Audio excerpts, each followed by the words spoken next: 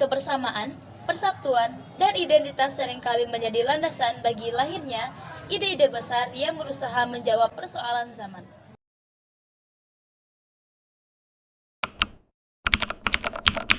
Pan-Islamisme adalah sebuah ideologi politik dan gerakan solidaritas yang menyerukan persatuan politik atau budaya seluruh umat muslim di bawah satu kepemimpinan atau sistem yang terkoordinasi. Secara harfiah, pan berarti semua atau seluruh, sehingga pan-Islamisme dapat diartikan sebagai persatuan seluruh Islam. Pan-Islamisme muncul sebagai respon terhadap kondisi geopolitik pada akhir abad ke-19 dan awal abad ke-20. Penyebab utamanya adalah ekspansi kolonialisme barat yang menundukkan hampir seluruh wilayah mayoritas muslim seperti Asia, Afrika, dan Timur Tengah di bawah kekuasaan Eropa. Kelemahan dan kemunduran Kekhalifahan Utsmaniyah. Kekaisaran Utsmaniyah yang secara historis menjadi simbol kepemimpinan politik muslim, semakin melemah dan semakin dikenal sebagai orang sakit Eropa menghadapi ancaman perpecahan. Kebutuhan akan solidaritas. Umat muslim merasakan perlunya membentuk front persatuan untuk mempertahankan diri dari agresi dan asimilasi barat. Solidaritas global menekankan bahwa identitas keagamaan Islam lebih penting daripada identitas nasional, etnis, dan geografis. 2. Anti-kolonialisme atau anti-imperialis. Gerakan ini bersifat perlawanan terhadap dominasi politik dan ekonomi oleh kekuatan non-muslim atau barat. 3. Penguatan umat. Menyerukan pembaharuan atau tajdid dalam Islam, baik secara politik, sosial, maupun ilmu pengetahuan, agar umat muslim mampu bersaing dengan barat. 4. Penyatuan politik. Aspirasi untuk menyatukan negara-negara atau komunitas muslim di bawah satu khalifah atau aliansi politik yang kuat walaupun bentuknya bervariasi. Tujuan utamanya adalah untuk melawan dominasi asing, terutama kolonialisme barat, dan mengembalikan kejayaan serta kekuatan umat muslim di panggung dunia. Contoh, 1. Mengakhiri penjajahan, pembebasan seluruh wilayah muslim di cengkeraman kolonialisme barat. 2. Mengembalikan kedaulatan, mendirikan kembali negara-negara muslim yang berdaulat dan kuat. 3.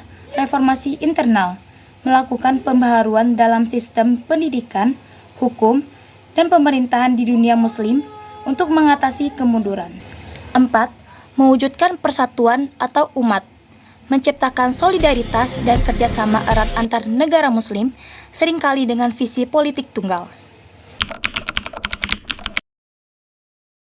Jalaluddin Al-Afghani pada tahun 1838 sampai 1997 dianggap sebagai bapak pan-Islamisme modern. Ia berkeliling ke berbagai negara muslim seperti Mesir, Persia, dan Utsmaniyah untuk menyebarkan seruan persatuan dan reformasi, menekankan pentingnya akal dan ilmu pengetahuan untuk melawan barat. Kedua, Muhammad Abduh pada tahun 1849 sampai 1905, murid dari Al-Afghani.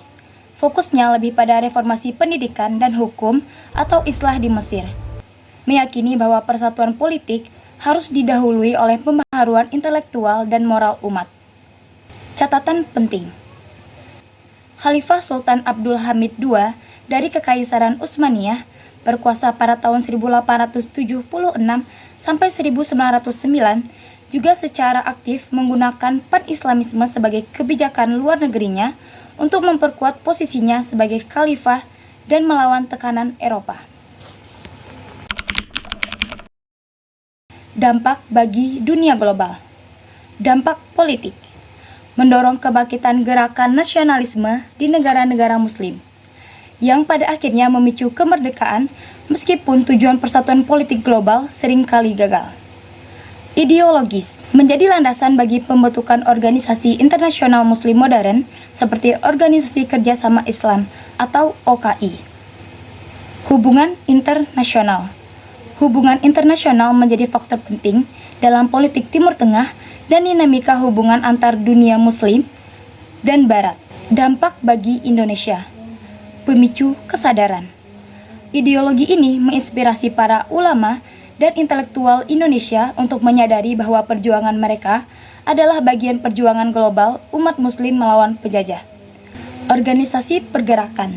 Ideologi ini diserap oleh organisasi pergerakan awal, terutama Sarekat Islam atau SI, yang awalnya didirikan sebagai organisasi dagang, tetapi cepat berubah menjadi gerakan politik massa terbesar dengan dasar Islam dan perlawanan terhadap kolonialisme. Pembentukan identitas. Meskipun pada akhirnya Indonesia memilih nasionalisme sebagai ideologi utama, Pan-Islamisme memberikan semangat awal dan basis massa yang kuat untuk menentang Belanda, menjadikan Islam sebagai salah satu pilar identitas nasional.